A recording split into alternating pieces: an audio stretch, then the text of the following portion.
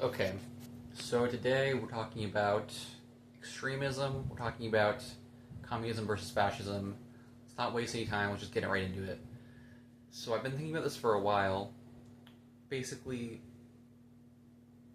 communism and fascism are often compared, right? Like you'll have like people on the left say that Stalin was a fascist, right? Or you have people on the right who say that Hitler was a socialist, and it's a bit hard to compare them, right? Because if you think about it, if you dive into like the actual ideologies, fascism, for its part, is a outline for a government, kind of, that doesn't really have an economic aspect to it. Uh, it has a soft economic aspect in that all economic activity, not all economic activity, but basically the government and society should benefit the state. It should send power to the state. It'll mention that a lot in, for example, the doctrine of fascism, right? Meanwhile, for communism, it is an economic outline, kind of, that does not have a government outlined, right? It's kind of assumed to be totalitarian, to be, very dictatorial. But Karl Marx never really outlines a government in, for example, the Communist Manifesto, and actual communism just really calls for complete economic equality, right? And that the workers own the means of production in some sense, whether through the government or through, just workers. So, okay, we understand that. So, then the question is, could you, since fascism is a government without a real economy outlined, and since communism is an economy without a real government outlined, is it possible you could have both of them like combined? And the answer is probably not. Just historically, the motivations for having that economic system versus having that government are so opposed and so come from such different places and such different like roots that it wouldn't really make sense feasibly, right? But that's not the question I want to answer today. The question I want to answer today is, what is the goal of fascism, right?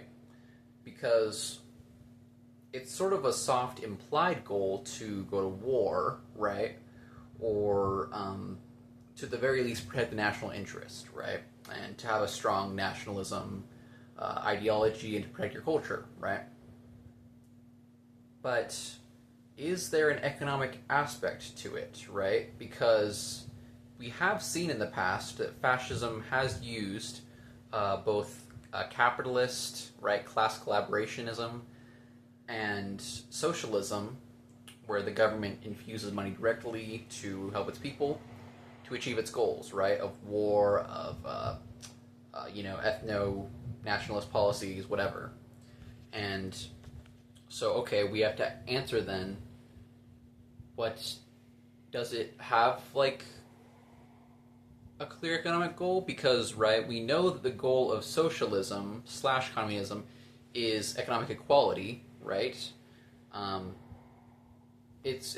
We can get into the weeds a little bit over like what that means exactly, but let's go with just basically they want economic equality, right? Versus capitalism, the goal of capitalism is economic freedom, right? You want people to be able to rise to the top, kind of sort themselves into a hierarchy of, the deserved versus the undeserved, right? And you have to get a little bit lucky to do so as well, right? And so you want to have that freedom in capitalism. You want to have that equality in socialism. But if you think about it, fascism doesn't really have either of those goals. It's unlike communism. It is explicitly totalitarian in like the doctrine of fascism in its outline, and doesn't seem to be concerned with freedom or equality really. So, but I think what we do know is that the reason that fascism can be capitalist or socialist, depending on the situation, is because it can use either one to achieve its real goal. And what is its real goal? I would argue that goal is economic autonomy, right? You want something that's not connected to the rest of the world necessarily. You want as little free trade as possible, and you want your nation to be self-reliant, right? If you think about it, conservatism at its heart is about self-reliance, right? And fascism is sort of the extension of that applied to your government, right? You want your government, your country, your nation to be self-reliant, to not depend on these, what they often view as lesser countries, right? For resources, for workers, for any of that. And so, okay, I think this helps us understand it, especially in the context of, say, tariffs, right? Which we know, if you ask, 90+% of economists, they'll say tariffs are not good for the economy. They're inflationary. They just give you, a worse deal. The production possibility curve, this is day one economics, teaches us, right? It's a production possibility curve and not a production possibility line, because making things by yourself is more inefficient, right? Unless you're making one thing, then you can make more of that thing because you can optimize for it. So it's more efficient, as we know, for countries to optimize. That's why we get the cheapest. That's why having free trade gives us the cheapest price from around the globe, right? Which is economically a net benefit.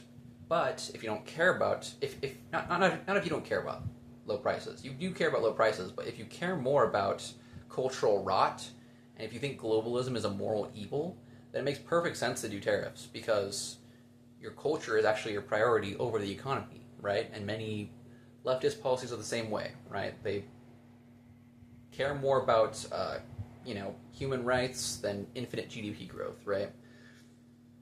So yeah, I think we have to keep that in mind when we're talking about fascism, we're talking about communism, and yeah, I truly think that the goal of fascism is economic self-reliance, economic independence, and economic autonomy. So yeah, that's all I have to say today. Hope you guys have a good day.